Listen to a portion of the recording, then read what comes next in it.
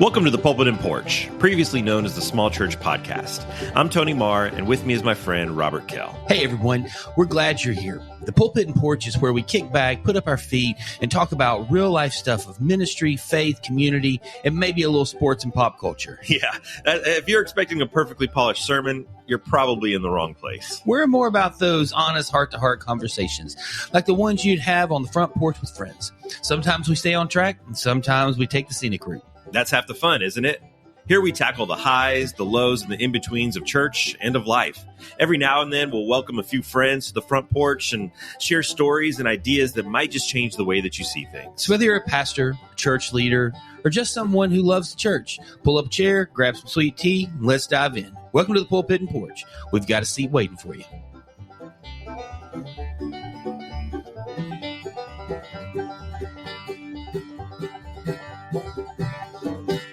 Do you like Death Cab for Cutie? Man, I haven't heard that name in probably 15 years. So, I mean, I'm indifferent. I actually couldn't tell you one of their songs if I had to. They have a song called New Year. And as our intro was playing and I was kind of thinking through what we're talking about this episode, the beginning of that song hit me. It says, so this is the new year and I don't feel any different. Yeah, I'm as you were at church on the Sunday before New Year's, and I kind of talk about that a little bit, and just this whole thing of in theory, it's just the next day, but we create this whole mentality around it, and I'm not going to act like it doesn't help. I mean, on some levels, but I mean, I wrote down some goals. It's not like I'm sitting waiting for January 1st for those goals to kick in. I mean, like I've over the last couple of months and things, there's some stuff. And so I don't know. It's New Year's is such a weird thing for me. And being a youth pastor when Y2K happened, I mean, I was at this church where we did a New Year's lock-in. It was this huge deal. And all of the students boycotted. On Y2K, you did a lock-in? No, we didn't. They boycotted. Oh, okay. I would have done it. So I was like, I don't. With impending doom? Yeah, I guess, if that's what we're talking about. I don't know how much doom I thought was that impending. And I mean, weren't that big of a town. It's not like I was in Atlanta and the whole infrastructure was going to shut down. If there were those thoughts now, that with everything that we have with AI, and you and I have been passing notes back and forth the last couple of weeks on everything going on with AI that we're trying to stay tuned. There's AI chat coming again. Coming up. Would you be a little bit more concerned? Man,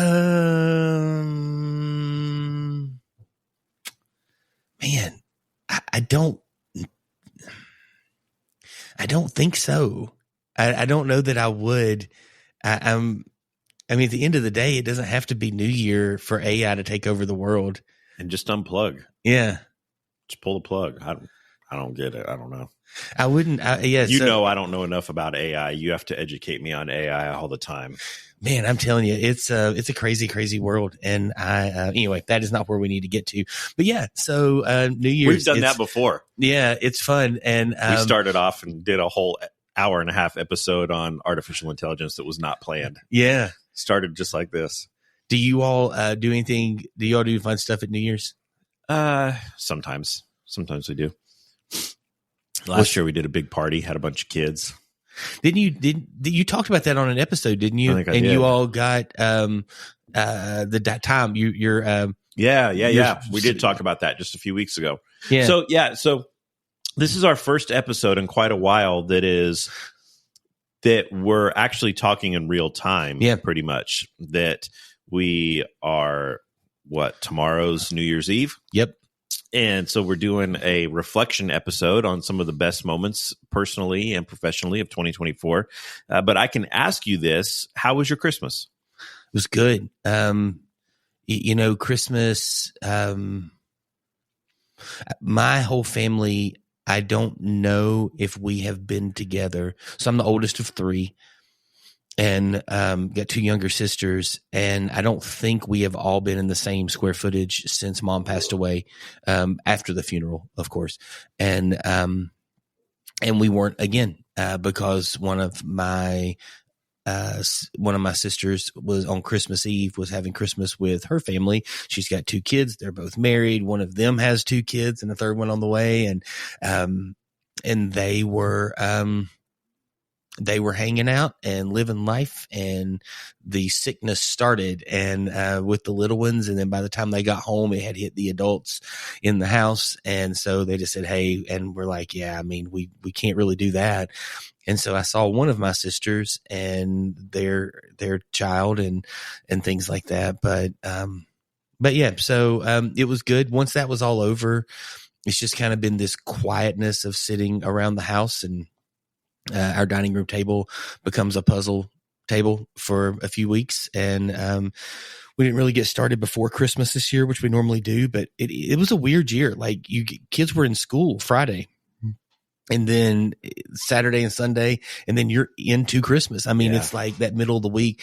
And so there wasn't a lot of time to go. Our Christmas Eve, in a good way, got consumed with some really, really fun things. And we got to do some cool stuff that was a blast. At least part of us did. It was just kind of dinner with some friends, lunch with some friends. And then we went to a Christmas Eve service at one of our campuses and hung out, and it was cool. It was really, really good. So yeah. How about you guys? Ours was really similar to yours, that we had plans with family. We had, because of some differing things that my wife and I were going to be apart on Christmas night. But so we had, all my side of the family was going to come here on Christmas morning, and Amanda was going to cook a big breakfast, and my son was sick. And so we had to punt on all of that. And so nobody came over. It was just us and the kids. And then, around 5-6 o'clock, my wife hopped in the car with some of our kids and headed up to Nashville to celebrate Christmas with one of our daughters who lives in the Nashville area. And my kids went to be with their mom. And so it was kind of, I was sitting there and like, what do I do? And then I had a friend of mine who said, I was going to go to the movies. I've been wanting to see Gladiator 2 like for a year. I've been wanting to see it since they announced it. Has it been out that long? Oh. No. Since they announced it, I've been counting down to November, and then life just happened and hadn't been able to go see it. And so I said, I'm going to go on Christmas. We talked a few weeks ago that one of my family's traditions is we would always go to the movies on the afternoon of Christmas. And I looked, and it wasn't playing anywhere not on the afternoon until 10 p.m. When I was in college, I used to do the midnight movie. There was a theater right down the road from here that did a midnight movie, and me and my friends would go to that midnight movie all the time. Man, I'm in bed if it's after 10:30, it's because there's a really good sporting event on television that I'm watching. That could be questionable if it's a good sporting event based on the teams. Yeah. And the result. And you're a West Coast team, so I know, that's hard. It's bad. But so I was sitting there making plans that, okay, I told my wife, because she didn't want me just sitting at home. And I said, I think I'm going to go to the movies. And she said, you're not going to the movies by yourself. I said, I'll be just fine going to the movies by myself. And she said, you'd hate to be by yourself. And so a friend of mine texted me and said, hey, heard that you're going to be by yourself. Why don't we go to the movies with you? And so went and saw a 10 p.m. showing of Gladiator 2 with a friend of mine. And so that was really good. And, yeah, I think you were there too. I was there. It was really good. I enjoyed the movie.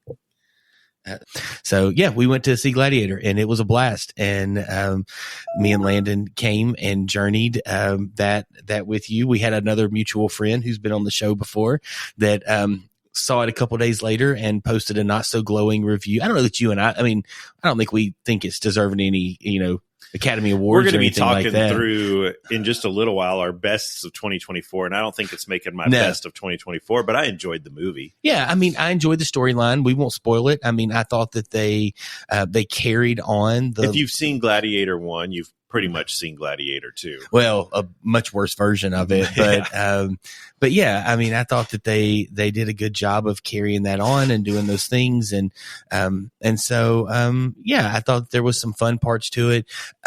Denzel, and I said this to you when at almost 1 o'clock, standing in the movie parking lot. He has 2 characters.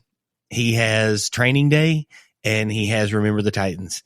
And I just, and we saw both of them, and we saw the width and depth of his. I think he's a great actor, but I think he's not for that role. He's a very specific movie guy. Now, I have not spent a lot of time, but I have been trying to think a little bit like, who would I have rather seen in that role?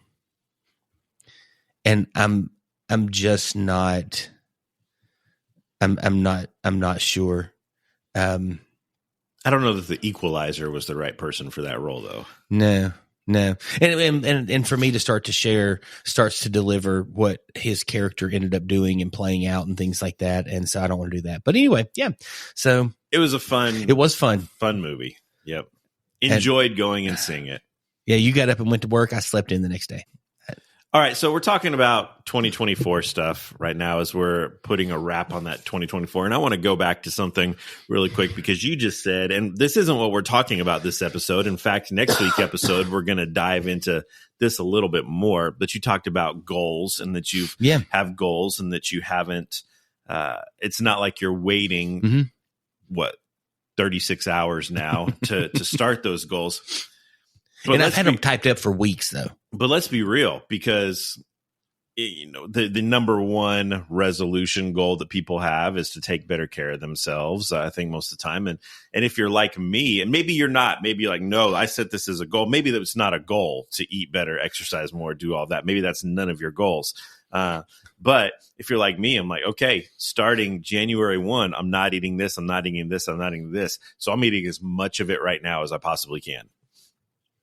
I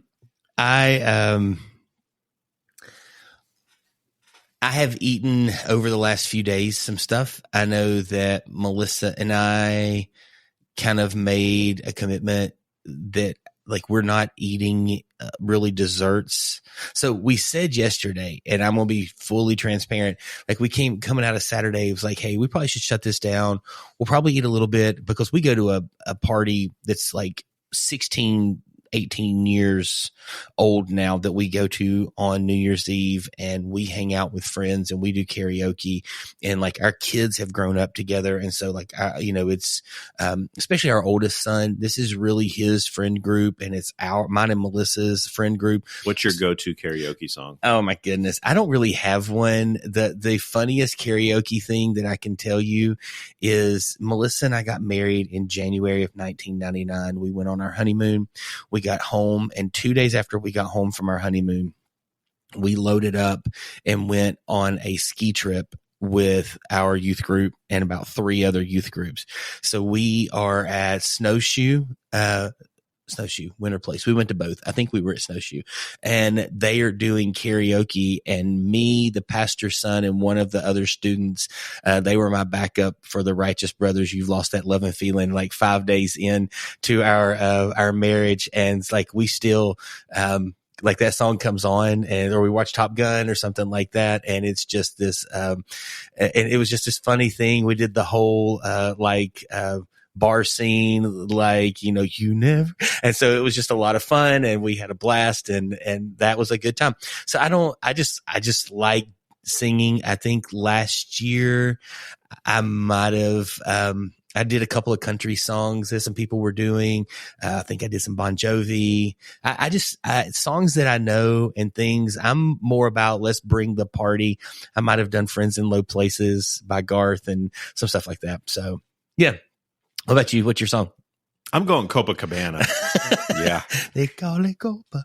Either that or Somebody Told Me by the Killers. Okay. Yeah. Those are my two go-to karaoke songs. Yeah. We had this one friend last year. She's much younger. She's like a kid of some things. And she's like, oh yeah, I'm working out. I know this No Sleep Till Brooklyn. We're like, totally got to do this song. And like the only part she really, really knew was the No Sleep. Going, this is hilarious. So it was a lot of fun. And we all sat there and we sang it with her. So every 47 seconds, she could belt it out. She was killing it. It was so much fun though. And, that is, that's kind of what we're heading into over the next couple of days. But, the goals, I'm not looking at those and going, oh man, I got to wait till January 1st. And so, but I was talking, our friend, our neighbor, her mom, or actually her dad is is Greek, and her mom makes these Greek cookies. Baklava? No. They're actually like this Greek, like shortbread dipped in, like white powder, type. And they are just, I love shortbread cookies. And so they're so good. I'm a fan too. And so she brought this tub over. And so I know I wasn't going to eat desserts. It wasn't like some hard and fast rule, but I was like, I'm staying away from these for a few days. And then once January 2nd gets here and we kind of on the other side of the couple of days, I'll go on a stretch. I'll probably most of January, not really. I might have a cookie, but I won't eat desserts for January. But January 1st used to be one of my favorite days growing up because you had bowl games. They've ruined it. It's not January 1st anymore. No. I mean, technically it still is by the calendar. By the calendar. It is. This year could bring some of that back a little bit. I don't love the playoff in its current format the way it is. I have not enjoyed it as much. If Alabama had made it, would you feel different? I don't. I'm trying to, it's really a different lens. Like it just feels weird. And so I'm trying to get all the first round games were such duds. And I think it would have been a lot better if instead, like you get in. Like the top 12 the 12 teams that went in should have gotten in, but they shouldn't have done. Oh, if you won your conference, you get a bye. Like you should be ranked in the order that you were. These first 4 games would have been unbelievable. So much better, because it would have reseeded some games and put some stuff in a very different spot. And so I think that would be a much better space, but anywho, yeah. So like not so much eating healthier. I know I need to do that, but like it's super expensive with 5 of us in the house, 3 kids, to just fully do this insanely healthy stuff. So like we're going to eat tacos. And so it's more like eating 2 tacos instead of 3. Or like it's, putting more healthy stuff on the taco instead of just more cheese and, unhealthy stuff and things like that. It's kind of making the taco. What goes on your taco? I am such a 3-year-old man. I'm the wrong person to ask. If it was like a taco bar that I could put whatever I wanted, meat, cheese, beans, I don't care. Like black beans, refried, it does not matter. I love all of that. I like avocado, spinach, kind of the greeny Mexican type of things, cilantro, that kind of stuff. I love lime juice on my tacos and things. And so not a tomato fan. Don't like salsa. And so, but I do like Taco Bell sauce. We usually buy the mild Taco Bell sauce. I just like that flavor, that taste. So are you like a loaded on there, eat it all? Oh, just the opposite. Meat and cheese and some Taco Bell sauce. Yep. If I'm feeling really crazy, I'll put some sour cream on there. But, I don't like sour cream. Oh, I love sour cream, but I can't stand the guacamole. I don't like that. The only guac I've really liked is I've got a buddy of mine who's a missionary in South Texas, and we've done a couple of trips with him, and he made homemade guac, and that's a different animal. There. If I order from Taco Bell, which is not very often, try to stay away from that place as much as possible. But if I do and my taco comes and it has lettuce on it, it's going right in the trash. Oh, can't do the lettuce. Mine will go back. And I like a salad. I do like a good salad, but lettuce on a hamburger or on a taco, or I will occasionally, if we're at Barb's or something like that, do some spinach on my burrito. But then I regret it afterwards. Think I'm being healthy, adding some green, and then it's just nothing but regret. I don't like lettuce. I like spinach, but I can do spinach on about anything. Is spinach a lettuce? Is it in the lettuce family? I would say yes. It's probably not. But we're going to get comments. We should. We should get a lot more than we get about some of the random things we say, but people are kind to us. Yeah, I think that's the poll question for the day. Is spinach in a lettuce? Is lettuce a food group? Is lettuce its own species? Is lettuce a family species? I mean, you've got iceberg. Is it Romano? Romaine. I just want to say Tony Romo. Is that right? Yeah. I mean, loved his restaurant. That great barbecue. If spinach that was Tony is in there, yeah, Roma's. Roma's. Okay. Yeah. Yeah, I mean, I think there's several different types of. Is kale a spinach? Ooh. Oh, no, not a spinach. I know what you mean. Is kale a lettuce? I do like kale. Is it in the lettuce family? I do like kale. That stuff. Is cilantro in the lettuce family, or is cilantro more of a? It's an herb. It's a herb. Things you never thought you would hear when you turned into the Pulpit and Porch this morning. It's a herb. But a lot of my front porch conversations in the rocking chair turn into lettuces and herbs. All the time. I mean, the fact that I'm just not unloading with you all my lettuce knowledge right now is really restrained. I'm impressed on my part. by your humility right now, and because this could be its own show. Oh really. My goodness! This could be its own podcast. I think I'm getting COVID. If I'm getting sick that day, if we're doing a lettuce episode, you may have to call in. So we're gonna talk a lot about Bruce this episode because we're reflecting on 2024, and a lot of my memories are of Bruce. But one of the things, I had Bruce as a professor for homiletics back many, many years ago, and one of the things that I will never forget from him, and I hear it all the time, it's a blessing and a curse, is one of his big lessons was never, ever, ever say, when you're on a microphone behind a pulpit on a stage, never say, let us pray, because it sounds like you're saying, let us pray. And then you see how I just brought that and all then Stephen back. Curtis Chapman wrote a whole song about it. Let us pray every night and every day, every whatever. Lettuce and guacamole and sour cream, pray. Every moment of the day is the right time. And Bruce, I tell you, that was a great segue. It was.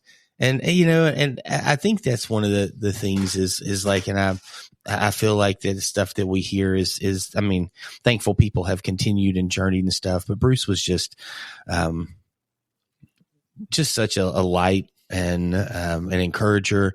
And I mean, if you didn't know Bruce, I think that didn't change the fact that you saw that and heard that in his voice and in the things that he said and how he responded. And even more, if you could have sat, I mean, I just remember sitting here and moments where he never recorded with us here by this point in time. He was not feeling so well and couldn't drive in. And so he was doing the video stuff, but you'd walk out of the room to go do something or grab a drink or whatever. And for just even 2 or 3 minutes. And it was never like, as soon as you got up, it was, how are you doing? How's this? What's going on here? How's your life? And just such a bright light. And, it's, he and, it ended up being a little bit longer after my mom, but he and my mom both got sick about really kind of, man, they may not make it out of this right at the same time. And that was, he's a special guy. And that's definitely a bright reflection in 2024, being able to just look back over the year that I knew him. And I mean, I only really knew him just barely over a year, but, 25 minutes into this episode, this is where we're going with this episode. We want to take some time today, the last 24 hours before the end of the year. And when this airs, will be like at January 3rd, January 4th. I want to take back and look at this last year, look at 2024. What were some of the highs that we experienced? What were some of the moments from this show and outside of the show that really shaped 2024? 2024 is a year within American history that will go down as very pivotal, very telling in the state of our country, socially, politically. But we don't want to talk about that much today. We spent some time talking about that a couple months ago. And so we want to reflect on the past and of this past year and the importance of it, key lessons, takeaways, favorite things. This is not going to be some deep philosophical discussion, but more lighthearted talks about things that mattered as we think back. And we were talking before we started recording that we both had to put more time into preparing for this episode than anything we've done in a really long time, because it caused a lot of reflection, which I thought was good. I went back and listened to several of our past episodes from the last year, and it's been a long year. Thinking of some things that I didn't think, some episodes that I didn't think were this year that were this year. And so I'm anxious to hear some of your thoughts on some of these things and share some of my thoughts. And so let's just jump right into it. What would you say was one thing about 2024 that surprised you in a good way? This is, I'm unfortunately a little ambiguous here, and I tried not to be, but the only thing I can say is where things ended versus where they started. It wasn't like, I mean, this isn't some ominous type of thing. It wasn't like the world was falling apart. Nobody, was on the verge of anything crazy, but it just started. The year just started with a ton of tension and got way more tense really quick.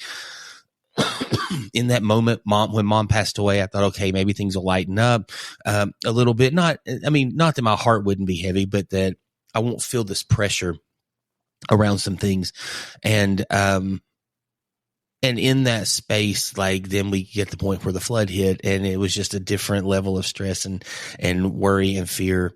But even though there's a long way to go with some of the things that have happened in 2024, where the year landed, sitting here, like you said, day and a half out from where, from this calendar flip, it's really just an unbelievable space of a lot of good. And, and I think I reflect in some of those things, a little more as we work through this episode and some of maybe what next year's episodes kind of start out with and stuff like that. So what about you?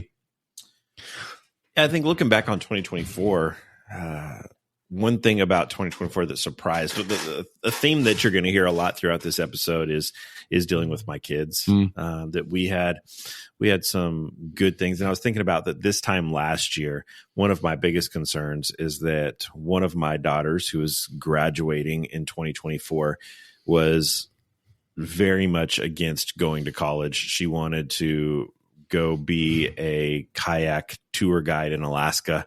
And it was lots of conversations about, no, you really should consider college and just doing something that's going to prepare you and grow you for your future. And what are your hopes and what are your dreams?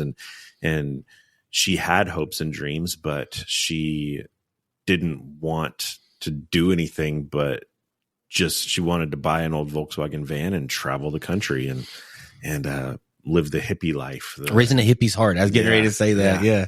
And now she has finished her first semester of college and is excited about all of that. And we've navigated a lot together. And so that's a huge surprise from 2024, kind of the shift. And as we talk later about some of my favorite moments of the year, we'll get back to her and a lot of that this year and other stuff with our kids. But yeah, I think that was something that is good, is seeing, we had 2 girls graduate from high school this year, and just seeing their next steps in life. It's always scary when you close one chapter and open another, and to see where both of our girls are that graduated, McKenna being in school and thriving there, finishing her first semester. And she didn't like school in high school.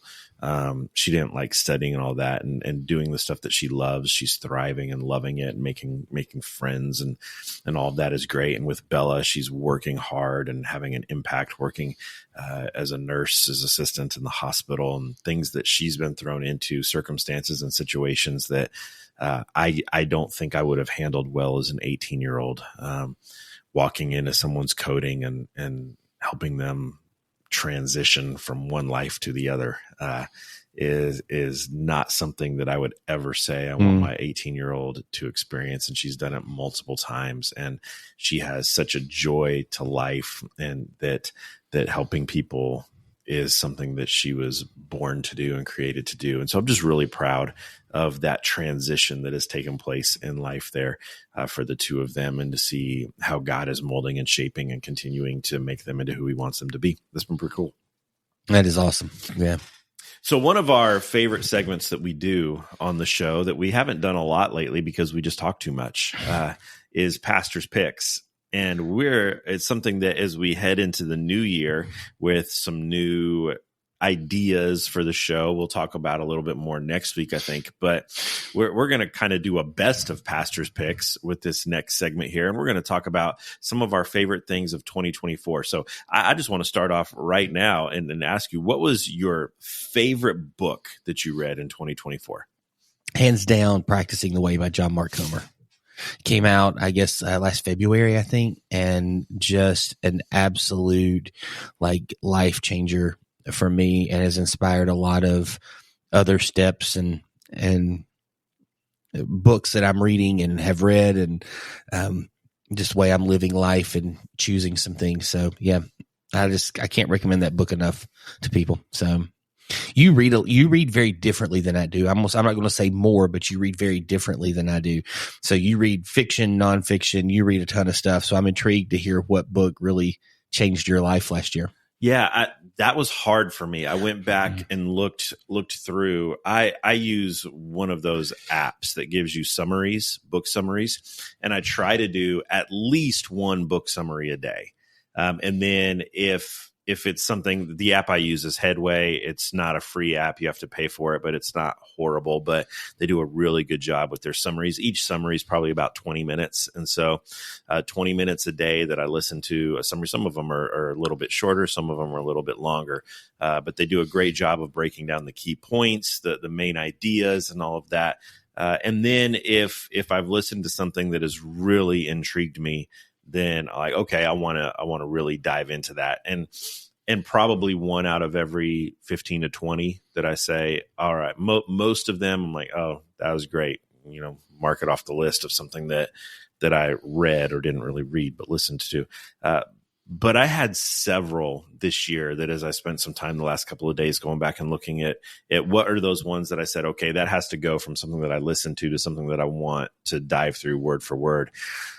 And the one that I settled on was Extreme Ownership, which is two former Navy SEALs that wrote a book on leadership. And Jocko Willich, and I don't even remember the name of the other guy. It's actually sitting on my shelf right there. Leif Babin, I think is his name. And they're two former Navy SEALs who just talk about the lessons they learned while in the military and what they've learned in business afterwards, and how really it starts with you, that you have to take ownership of your life. You have to take ownership of your choices. You have to take ownership of your decisions, of your mistakes. Stop blaming other people when things don't go your way.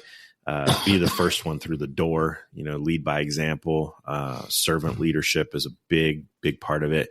And I really, that was one that I highlighted up, and a lot of quotes and a lot of things that made me stop and think. I've read every John Maxwell book there is to have. The 21 Irrefutable Laws of Leadership I could probably quote to you. And this book made me really stop and say, that's a different way to view things, and I really think I kind of like that. So yeah, awesome. I think that would be my book for the year. Was there a movie or a TV show Gladiator that really stood out to you this year? I don't know that anything just jumped off the page. We watch Outer Banks. I enjoyed the new season of that. I've been watching Lincoln Lawyer. I thought it was a really good season this year with what they dropped in that. Movie wise, I have been so I don't know. I watched a couple other movies or a couple of the shows, The Madness on Netflix, and then Day of the Jackal on Peacock, which both were, I think, interesting shows. You and I have talked a little bit about the obsession of our culture with murder and serial killers and things like that. And so I'm always intrigued about how you find yourself rooting. I think the most well-known serial killer in the TV world is Dexter. And I think whether people have seen the show or not, they know that Dexter's a serial killer. And I think it's just always weird when we find ourselves rooting for Dexter in life. And it's just like, they're like, this isn't good. And just because people murder bad people doesn't mean it's good to murder. So, one of my struggles with films has been, and I really tried to reflect it. And honestly, I could not remember one movie that I watched this year that I just went, okay, that there is great. I've spent more time watching older movies with my boys, and a couple of my boys saw Shawshank for the first time this year. And, I rewatched, Tombstone and some things like that, just movies that are probably a little bit older and stuff. I'm your Huckleberry. Yeah. I am not. I still don't know what that means. Oh my goodness! Now I'm going to forget because I was just thinking.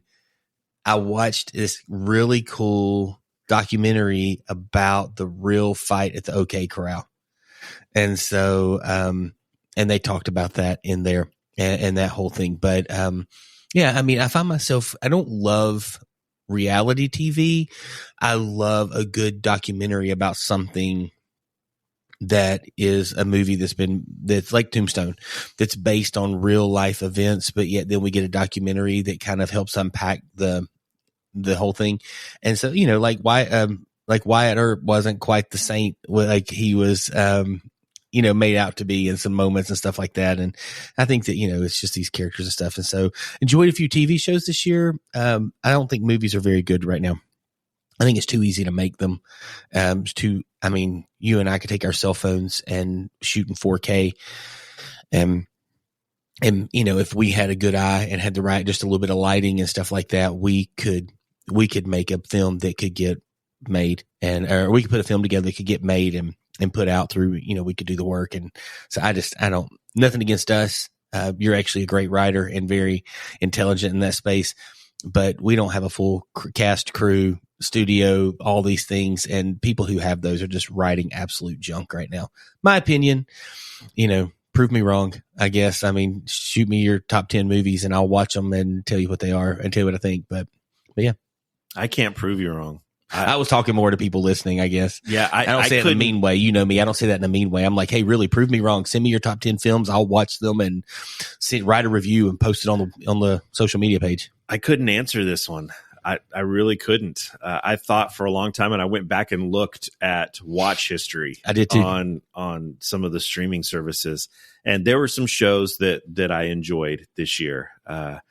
We've talked about this before, and seeing a theme in my book and my show. The final season of SEAL Team came out this year, and I love that show. Great show. Really love that show.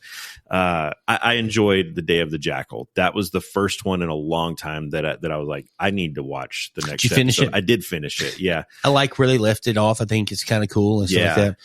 Yeah, I enjoyed that. Movies, I couldn't tell you a movie that I saw this year that I thought that was really good. Yeah.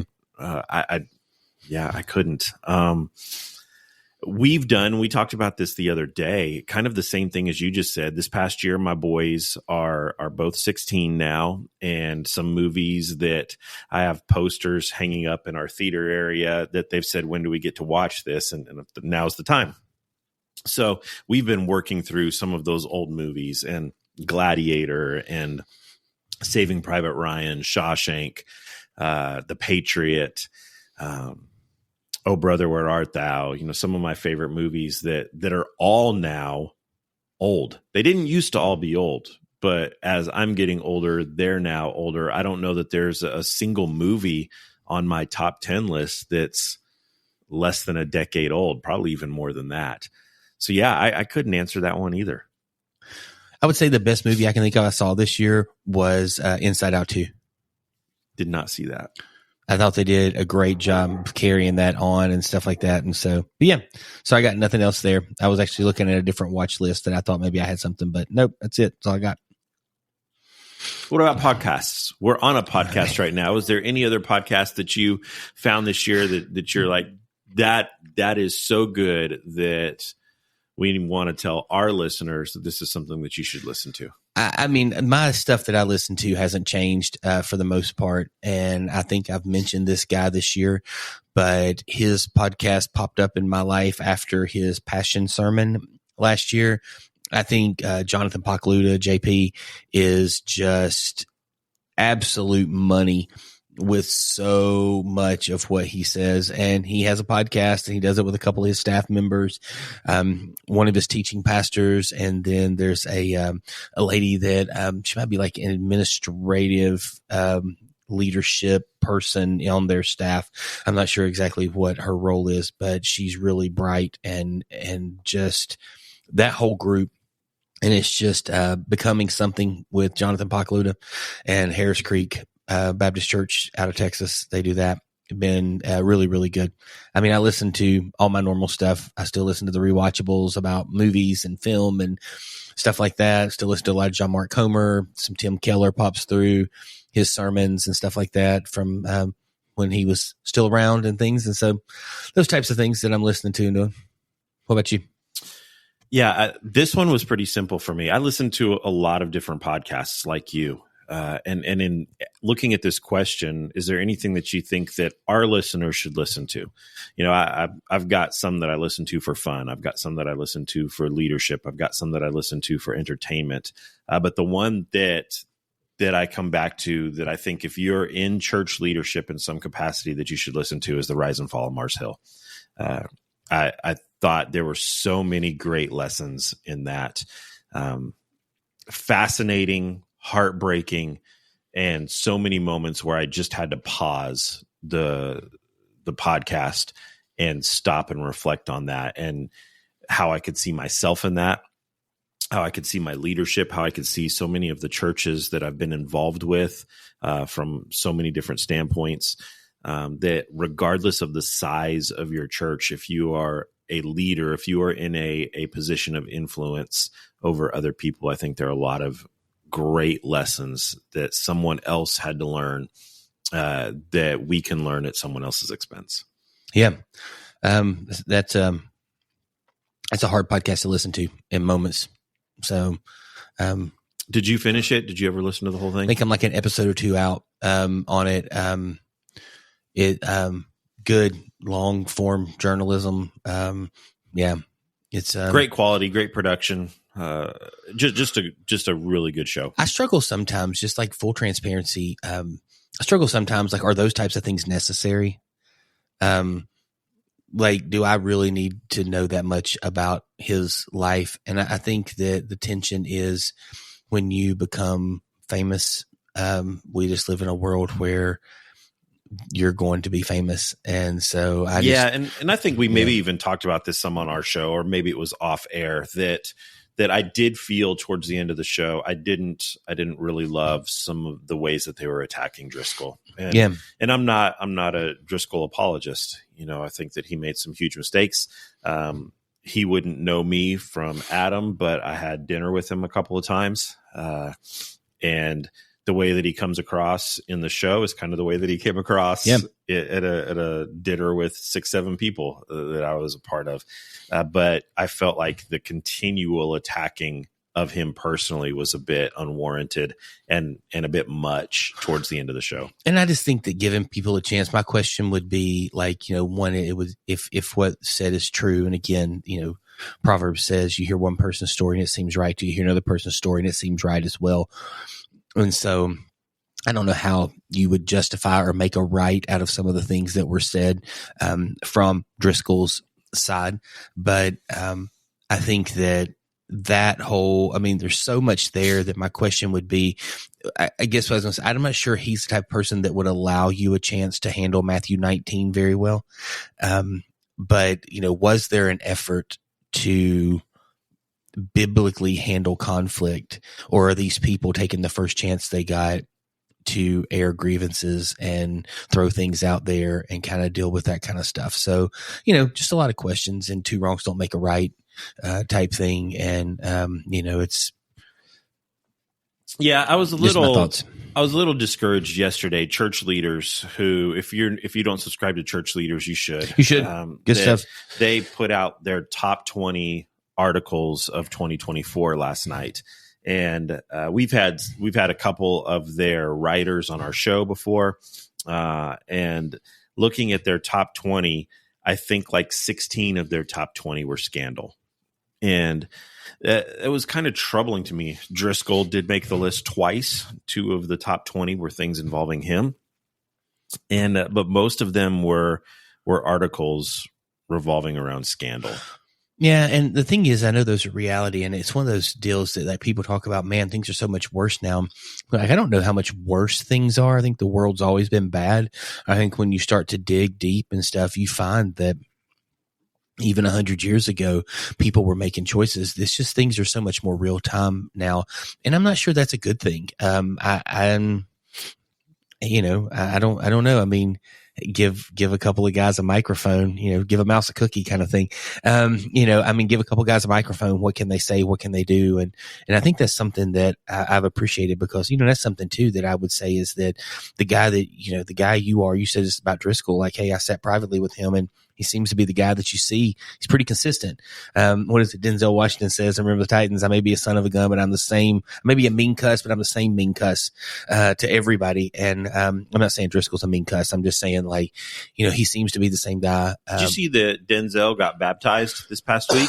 I did not.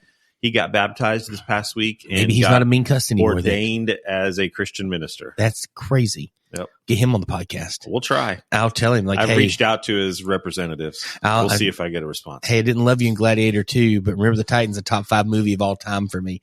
So, I think that, you're the same guy. I mean, you really are. I mean, when you and I are having coffee, when you're on here, when you speak at church or whatever it is, I mean, you're the same guy in that space all the time. And I think there's something to that there's a real authenticity, and maybe that's not a great thing if you're Mark Driscoll. He doesn't have a problem with who he is. So I mean, it's not I don't know. I've just got so many thoughts, so many things, and things are just so much more there now. And it's just like, it's literally just what I was just mentioning though. I mean, you sent me the top podcast of 2024 a week or two ago, and we were just talking about it, and it's just this scandal of all of these things. And it's like, I just don't know why that is even, why are people like, why would you want to spend hours of your life navigating through that? But people can say the same thing about me wanting to understand movies more and how they impact culture, and why the director was thinking what he or she was thinking when they wrote and put that together, and why the actor approached it. So I don't know. I got a kid who loves composing and wants to compose some films and things. And, and there's a real, like, when you start listening to John Williams and Hans Zimmer and these guys talk about why they did what they did. I mean, John Williams talking about why he took Home Alone on, why he did that thing. And he's like, I'd always wanted to create Christmas music. And I just thought with that kind of Keystone Capers type of thing, that copper type stuff, I could create some really fun sounds. And that seemed interesting to me. And I'm like, I love knowing what's going through his mind when he's standing in front of an orchestra, watching that film and directing people to hit things at the right moment, at the right time. Well, sadly, that is all the time we have for this edition of the Pulpit and Porch. We hope that you've enjoyed this conversation and look forward to continuing it next week with part 2 of looking back on 2024. If there's anything that you would like to share with the Pulpit and Porch, please be sure to reach out to us. You can find us at higherministries.com, on Facebook or Instagram at Higher Ministries, or just go ahead and find us wherever you listen to your favorite podcasts. And while you're at it, subscribe, like, follow, and share with whoever you listen to all of your favorite podcasts. Our hope is that you've had an amazing 2024, and that us looking back on some of our favorite moments of the year has prompted you to look back and reflect on some of your favorite moments of the year. Hope that you have an amazing 2025, that you and your family and friends stay safe this New Year's Eve and heading into the new year. And be sure to jump back in, tune in next week as we continue our conversation on looking back on last year and looking ahead to this year. Grab your sweet tea, and we'll see you next week on the porch.